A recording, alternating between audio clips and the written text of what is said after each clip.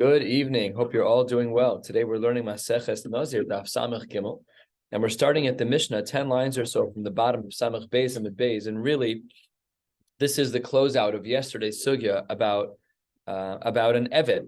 In the previous Mishnah, we had spoken about the fact that one of the unique differences between an Eved and an Isha is that if an Eved takes on Nazirus and the Baal says, no, you can't do that, it's not fair, I hired you, you need a certain calorie intake, you cannot do this. However, when he leaves, when he's Yatza L'Cherus, then he is obligated again to keep that Nazirus, which he had initially accepted. And the Mishnah opens with another permutation of what's going on here. What if Avar Mikaneged Panav? And the Meforshim say, what happens if the Eved runs away? So is that the same thing as Yatza L'Cherus? Yatza L'Cherus is a full process. There's a shtar, there's a gerus, it's like a divorce. You got to work on it, What if Imamish runs away? Really, what we're asking is, if we know that the Eved's Nazirus was technically Chal, but it just couldn't apply while he was with his Baal, do we say that once he leaves his presence, even if it's not a Shichrur, he's obligated in the Nazirus because he's no longer under the watch of his Baal? Yes or no? Or does it really depend on a gerus proper? This is a machlokes Tanai, Rameir Omer lo yishte, that he's still not allowed to drink any wine. Rabbi Yossi, not still, meaning the Nazirus kicks in. Rabbi Yossi Omer yishte, he is allowed to still drink wine. Lema, perhaps this machlokes Rav Meir and Rav Yossi is bid Shmuel kemiflage. Now, obviously Shmuel lived after the two of them, but it's just saying they're talking about the same topic that Shmuel said. To Amar Shmuel, Hamafkir Avdo Yatza L'Cheres Vein Tzarech Get Shichrur. Oh, okay. So now this is really, we're getting to the crux of the matter. Rav Shmuel was discussing a din when one is mafkir their eved. Mafkir is not meshachrer, he's mafkir. Get out, you're done, goodbye. Just let him leave the house. So if Hamafkir Avdo Yatza L'Cheres Vein Tzarech Get Shichrur, he was of the opinion that you don't need to get shichrur, and therefore, if you don't need to get shichrur, then Rav Meir islay to Shmuel, which is why he says lo yishta in our Mishnah, because I don't need to get shichrur to free my eved. If I'm mafkir him, then I'm mafkir him, and that's the shita of Rav Meir. And we're just saying it's avar mikaneged panav was the Mishnah's case. Like seemingly without permission. That's what it seems like. Right? So Shmuel's din was when somebody does that, ein tzarech get shichrur, and therefore Rav Meir holds. No, it's like what Shmuel's saying is like an extra step. It's come to the point where it's almost like Val saying that you can go here. The mission's like that is. But halachically, those are equivalent because there's no get shichrur. That's just tickle chiddush in the Gemara to suggest this, anyways. But the Gemara does say that the Gemara assumes that what you're describing, which was mafkir, it's somewhat of an active process, even though there's no divorcing happening. There's nothing mechanical is happening. You can leave now, and that's seemingly equivalent to him saying, "I'm leaving." On his own. Okay. But really, the Mishnah is even stronger. The Mishnah says, "Avar," he and the Mefarish says he ran away. Yeah, that's what I'm saying. But the point to focus on is that there was no get shichlur. That's right. Okay. So under those circumstances, Rav Meir says, "Oh yeah, I totally hold like Shmuel. That's why I'm saying lo yishte, your Nazirus kicks in when you're avar because ein tzarech get shichrur. It works out perfectly." And Rabbi Yossi lesle de Shmuel, and perhaps we could argue that Rabbi Yossi doesn't hold of Shmuel, and because he doesn't hold of Shmuel, we need to get shichrur. And until there is a get shichrur, you can still drink wine because you're still technically under the thumb of your eved. And says the Gemara, no, that's really not what Rav Meir and Rav Yossi are arguing about. Lo, 5 lines from the bottom. Everyone agrees in regards to Shmuel that in the case of mafkir la'avdo, that ein tzarech get shichrur. Elamando amar yishte, according to the shita, which is Rav Yossi, who says that you're allowed to still drink wine, that the eved who's avar, he runs away, he can still drink the wine. Savar, he's of the opinion, sof mehader hadar v'asi gabe, and lishtei chamra kechi de lo likchu. She says, the dog's coming home. They know where they live. They know where the trough is. They're coming home. He says, Eved is the same. Where's he going? He has nothing. I feed him. I clothe him. I give him a bed. I take care of him. He's going to come home. And because he's going to come home, it's not right to tell him that his Nazir is kicked in. That's not fair because when he comes home, he should at least be strong. So he should still drink wine. Mashein Ken Uleman Damar, 2 lines from the bottom. Lo yishte, according to Rav Meir, who says, Lo yishte savar lehavale tzara ki hechet lehader gabe. According to the shita of Rav Meir, Savar, he holds lehavale tzara. It should be difficult for him to be away from me, kihechi, so that the lahadar gabe. Make it hard on him. Make it hard on him. And therefore, you cannot drink wine. But here, there's a shtickle kunz here. It's not really Nazirus. That's what it seems from the Gemara, right? Just make it difficult on him so that he comes back. But a little bit, but it kicks in, but it only kicks in until the Eved's thumb is again on him. It's like an awkward state. It's not like a full Nazir. It's just okay. That's what the Mishnah says. End of this sugya sugya about avadim and about nashim and about nocher. Today, for this full blood, we're going to be learning almost to the bottom of Samach Gimel Amud Beis, 3 lines from the bottom, 4 lines. We're going to be learning about Tumas HaTahom.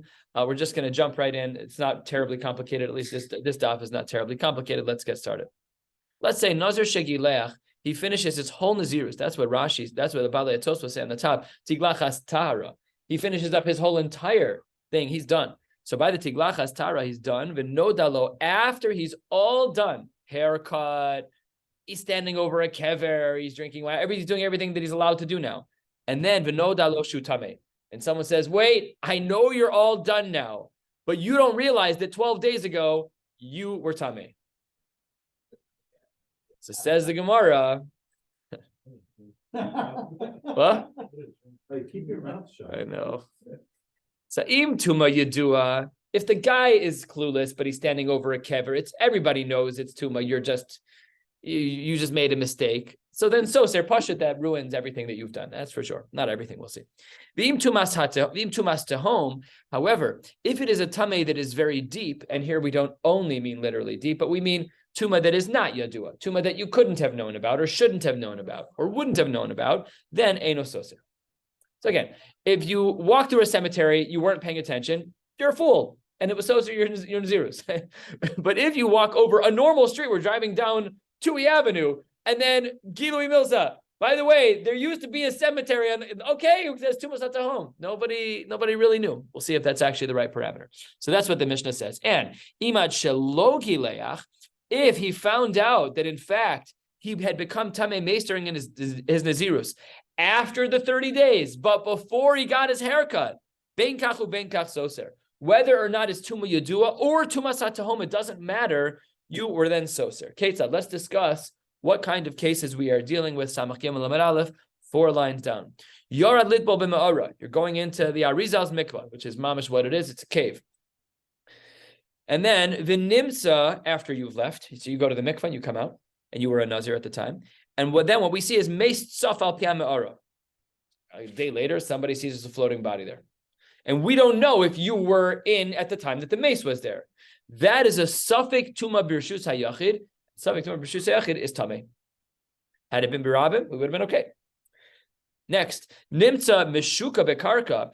If the body wasn't floating, but it was only found to be submerged in the dirt at the bottom of the mikvah, that is the bekarka ma'ara. Then it depends, because really that's tumas hatahom. But we have another overlay here. Yorad lehaker. If the reason you're going into the mikvah is because you're very hot and the water is very cold, so then you'll be tahor, even though there was a mace underground, because it was only found afterwards. No problem. So that's a Nazir, goes to the mikvah because he's hot, but not because he's tameh in any way. If he just wants to cool off, he's not necessarily making sure that he's completely submerged. No. Well, we'll see in a minute what the Mishnah does mean. So the first case is that, well, I should say, this particular case is that this Nazir had gone to the mikvah, and a day later they found out that there was a mace at the bottom of the mikvah. Somebody was stepping on it. They're like, wow, that feels like a hand. Turns out there was really a body there. The guy, when the Nazir went, he didn't know. Now, if the reason that the Nazir went into the water was because he was hot, then he's tahor. However, li taher mitumas meis tameh. If the reason that the Nazir was going in there was to end a Nazirus, to end a tumas meis within his Nazirus, so then he's tameh yet again. Why? Shechezkas tameh tameh, v'chezkas tahor tahor, sheraglayim l'davar. It's not because of what you were saying. We don't know what to do with them, so we go. So you have to fall back on the chazaka. So if when you walked in, you're boiling hot, oh, it's so hot, Arizal's mikvah is 42 degrees, got it. I'm boiling hot, I don't care about, I'm not tameh, I want to go in the mikvah, because your starting assumption is that you were tahor, you can walk out tahor, no problem. But if you walked into that mikvah because you were a Nazir, was tameh meis, and you're going to be mitaher, your starting assumption was tameh, and your concluding assumption is tameh as well. So that only works if he is of the mindset that he's tahor right now. Not mindset, just in Metzias. If he's going to the mikvah for halachic purposes, if he's going because it's hot out, Doesn't count. He's fine. Okay. He did not know at the time until the following day that there was a mason there. Oh, of course. If you knew, then Pasha. Oh, the body know the mason was there when he was down there? Yes, but we don't know if it's considered to home or not. Because if it's to home, there's bodies all over the world. We don't know where the bodies are. I don't mean to be like presumptuous, but I'm sure there are many Kohanim who tried their darndest to never become Tamei Meis, and for sure they're Tamei Meis. How many disorganized? I've been living here 6,000 years. How many disorganized funerals have there been? What did Chicago look like before they had paved streets? We have no idea. Maybe some people know. I don't know. Where do we get this idea of Tumas HaTahom, this distinction between a Tumah that I happen to not have known about at the time, but other people knew about it, and this concept of Tumas HaTahom that we who live here in anywhere on earth, surely there are people buried well beneath us, but Tumas Ola Ad L'Rakia. L'maisa, there's plenty of places that are Tameh, we just don't know. This is Machlokas Amoraim. We'll soon see that they're both rejected. Amar Rebbe Lazar, Damar Kra, V'chiamus Meis Alav Befesa Pitom. What does that mean? That the person dies on him immediately. Alav B'mechaversal, when it's perfectly clear to you. When it's clear to you. What's the implication? When it's not clear to you, you're not Tameh, i.e. Tumas HaTahom. And Reish Lakish argues, Reish Lakish Amar Kra, the pasuk says, Ki yeh Tameh lenefesh o b'derech rechoka. And this pasuk is saying that when will you become Tameh on the derech rechoka? Ki derech, it has to be like a path. Ma derech begalui, just like the road in front of us is a revealed road, that's when you become tamei. Af kol begalui, the only time you'll ever become tamei is begalui. Says the Gemara, not so pasha. The body was there from yesterday or the day before. Could have happened overnight. Could have happened even this morning, and you found that at 2:00 in the afternoon. So why is that the assumption? Which part? The first part where we said if he goes into to cool off, he's tougher. If he goes to the because when it comes to Tumas HaTahom, it's not a Vadaos, and in this case, it was a little Mesupag. We don't know all the details here, but we know that there was a mace there, and Tumas HaTahom typically is not Metame you, but if you walked in with the Chazaka of Tuma, we're not going to say that you're okay, because there is a body there. So the Nazir came in as a Tamei Mace Nazir. I want to make myself tahor, and someone says a day later, I'm really sorry to tell you, but the mikvah you went to had a dead body in it. Nobody knew. It was underground for decades, for millennia, and the fossils just started floating in.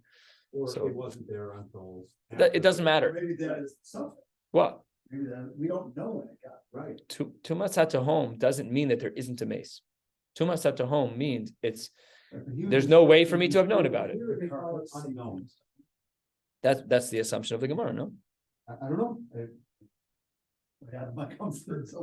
No, they translate it here as unknown, which is not necessarily the meaning of tahom. We're going to discuss that in the Gemara, how we define tahom.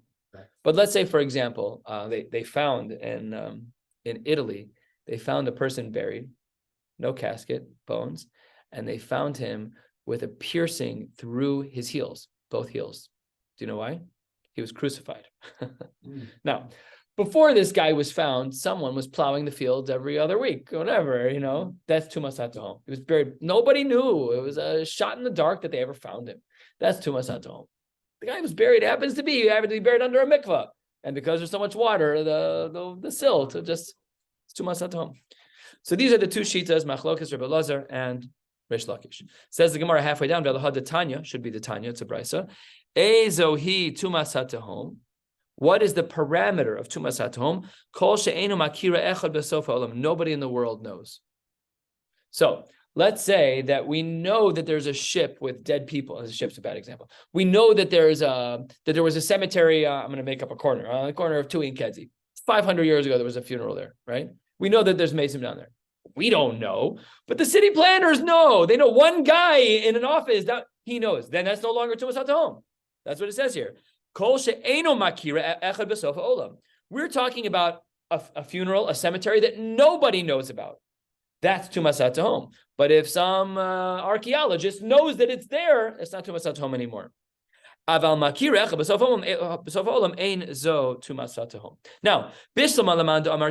the second approach of Reish Lakish, anything that's revealed, great. Shapir, I could understand this. That has to be clear to him.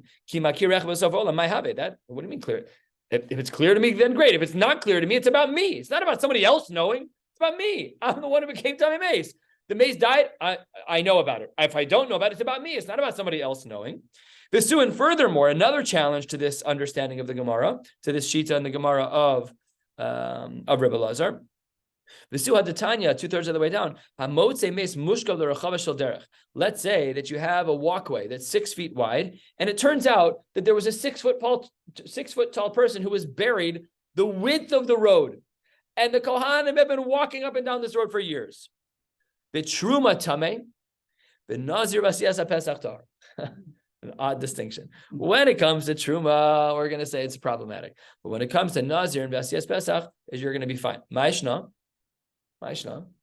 So what we see from here is none of the above answers work.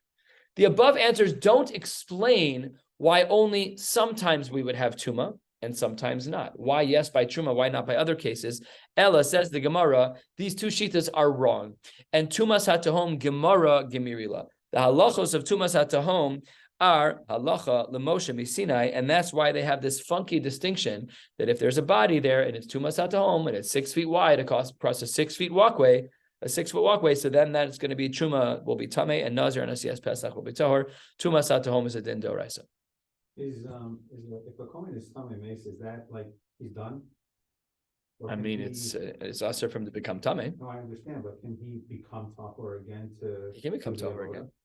Oh yeah, sure. No, he has to go through the process. It's hazah shleishi v'shvi.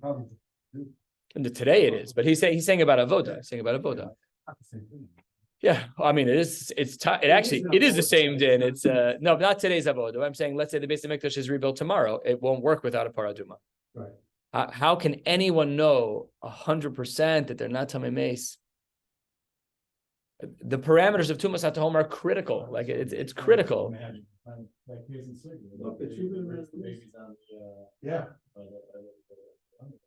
The what? Oh yes. The Dardiki quantity, yeah. But anywhere you walk in the old city, there was definitely 100%. How many people might be safe, no, but in Israel, I fear. I'm not even.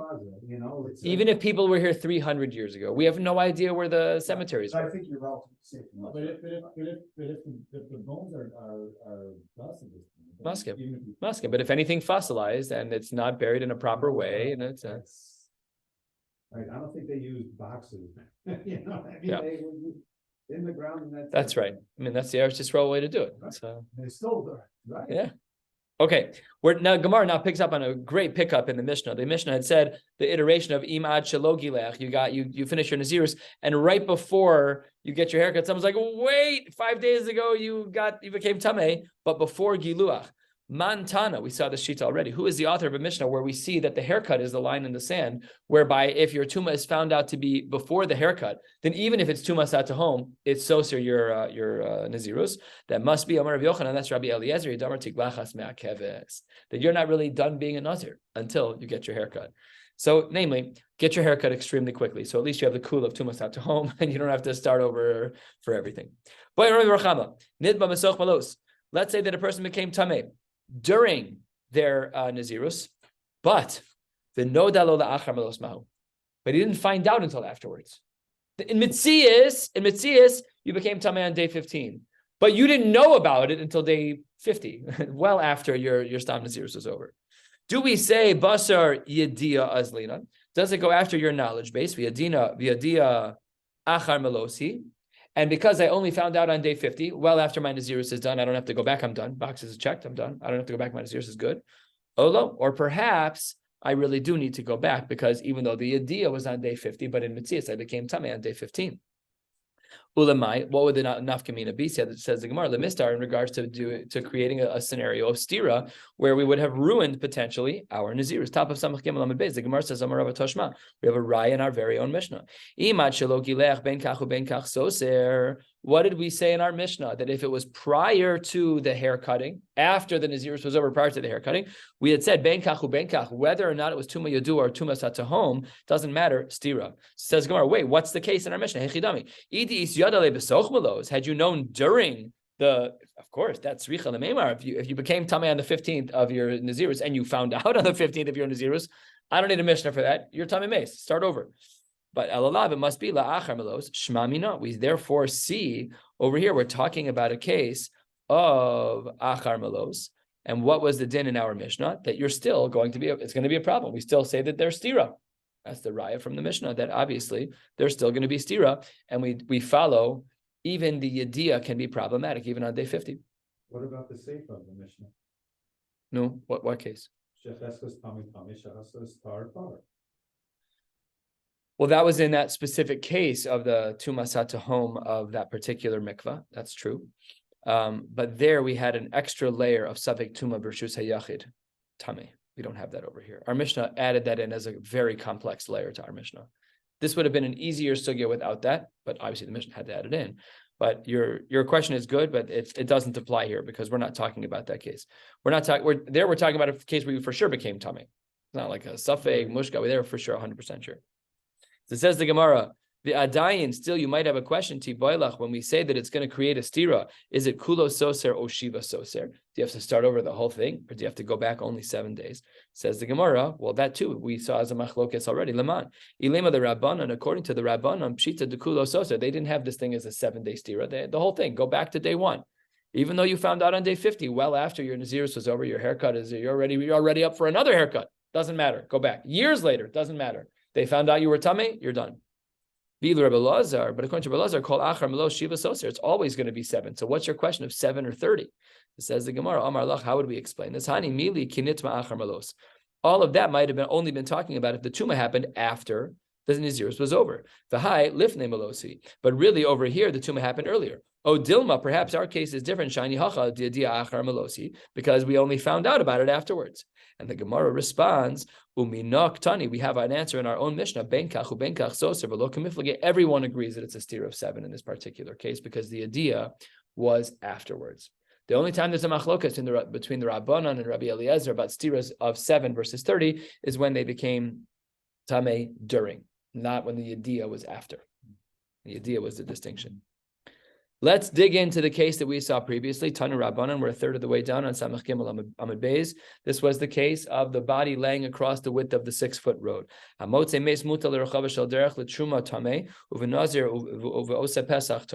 And we had said earlier that that this is a halacha l'moshe misina by tumasat home, that it's only going to be matame under certain circumstances. So let's talk about this kula.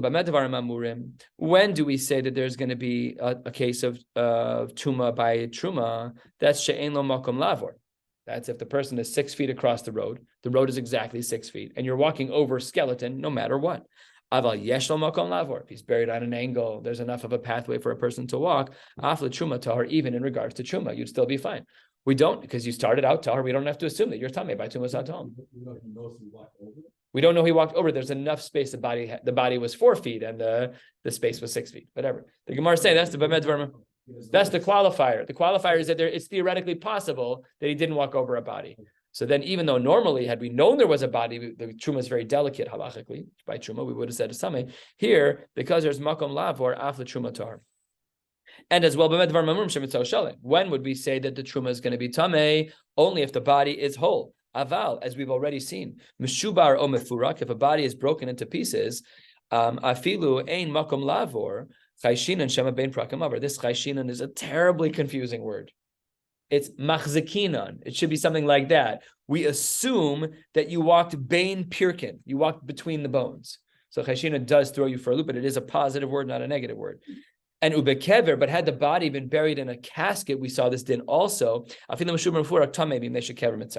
saw that if all of the bones of a skeleton are inside a box, so the Maisa, then the whole box, even if it's a small person in a large box, the box is 6 feet across the whole width of the road. The body's only 4 feet, doesn't matter there because the box is mitzarfo. And if you walk on top of the box, then the truma is going to be tummy no matter what, even if the body's in pieces. And when do we say that we have a kula that the truma is going to be tahor? That's only true if you're walking on foot. That's when it's possible that you walk between the bones. That you, let's say there was a 2-foot space where there were no bones beneath you. That's where we can assume you walked. Sure. We're not talking about the Gol al Tefach. We're talking about a case where Tuma is Ola ad Rakia. For sure, that would be a solution. That would be a great solution, but that's not what happened here. And b'medvar mamurim, when are there kulas? That's only b'mahalach beraglav. That's only true if you're walking and you're not in a vehicle of some kind. Aval ta'un, if you're being carried, or rachuv, you're riding something, tameh. Lefi shemahalach beraglav, when you're walking on your own 2 feet, efshar lo shelo yiga. It's possible that you won't touch anything, v'shelo yasit, and you won't move any bones, v'shelo yahil, and you won't walk over a mace. All of those are possible. But ta'un or rachuv, if you're being carried in a chariot or if you're riding an animal, EF-shar, it's not possible. Shelo yiga v'shelo yasid v'shelo yahil. It's an assumption. It's not a perfect assumption, but it's an assumption nevertheless. That the only time we're going to have kulas over here, let's say the body's only 4 feet tall, and let's say that you're walking kula. But if the body's only 4 feet tall and the road is 6 feet wide, and you're in a chariot, the chariot's too big. There's no way that you're not going to become time. You'll be mahil for sure, and that's why the Gemara says that the okulas only apply here if you're walking. Let's take our example. If you're in a car, there's no way you're not. It's not possible. It's not possible. And they didn't have motorcycles in the time. I don't think they had bicycles either. I don't know what they had, but the odds are that you're going to become tummy if you're carrying things. What? And horses are only, Nachanami? That was the case in school, where the kids sat on wide, right. Mhm. So, Yeah. That almost created an oil to separate them from the ground. But they were specifically chosen to be. Understood what I'm saying. Right. Right. You're saying they were in a teva shida migdal. They were in a box. The animals were large enough that they. Oh, they were the hefsek. They were the hefsek, right? That was- Simple, but yes. That could potentially solve this problem. Potentially, yeah. We had a machlokas about this, about shida tevu migdal by eretz amim, about whether or not. But we concluded it was rosh of arubo. That was no, it's not that case. Okay. Very well. And with what type of tuma must we be talking about where there's any kulas at all? That's betuma satahom. Aval tuma yedua. But when you know that the tuma is there, no sfekos, no tuma satahom. We know there's a body buried here. You didn't know, but everybody else knew. So then shloshtan tmeim. What's shloshtan? Truma, Pesach, and Nazir. All 3 of them would be asur. And again, this brisa is still going. It's a long brisa. We're going to take it to the end here. Even none of the archaeologists even know. But makir echad b'sof ha'olam ein zo tumas hatahom. And this last distinction is difficult a little bit. I mean, we'll figure it out, but it is a little difficult. how far you have to chase that down? Like if you know that somebody knows about it, then it's not anymore. Right. I'm just saying, like, if we had to figure that out, we would have said, like, let's ask the local archaeologist's professional office, like, do you have any records that anyone's buried here? And they'd be like, no. I'd be like, okay, that's tumas hatahom. Okay. But somebody found the body randomly, obviously. But prior to that was when you became tummy. So the person becomes tummy, but the person walked over the space X on the 15th of the month. On the 18th, an archaeologist was digging and found the body. But when you walked over it, no archaeologist had dug that up. That's tumas hatahom. Nobody knew. Now, hayatamun b'teven, if a person was buried in straw or b'tzroros, or he's buried under pebbles, hareza tumas hatahom. This is the parameter of materials in which you are found, because you can't see that person because they're completely covered. However, by yamim, if they're in water, but they're not, but they're technically visible, they're just not floating, right? Or ube'afela, in a dark place, but had there been light, they could have been seen. Uvenekike haslaim, or had it been that there were cracks and crevices where the body was, einzo tumas hatahom. That's not. Because had only I been there, I could have seen them. But under the pebbles, if I been standing on top of him, I wouldn't have known. So when their body is physically visible, okay, under those circumstances, that's what's going to happen. But that's not the case here. Below amru tumas hatahom, and the last parameter for today, and then we'll stop. Elo lemeis bilvad. The only time there is a problem is by tumas mace of a human being. No sherets, no. I presume a goy is also precluded from this, but I don't know. I'm just guessing because we have tumas mace. We don't have tuma by a goy usually. So that's what the Gemara says about tumas hatom. We'll continue digging into this as the week progresses. Wishing you all a beautiful night. Oh gosh, no.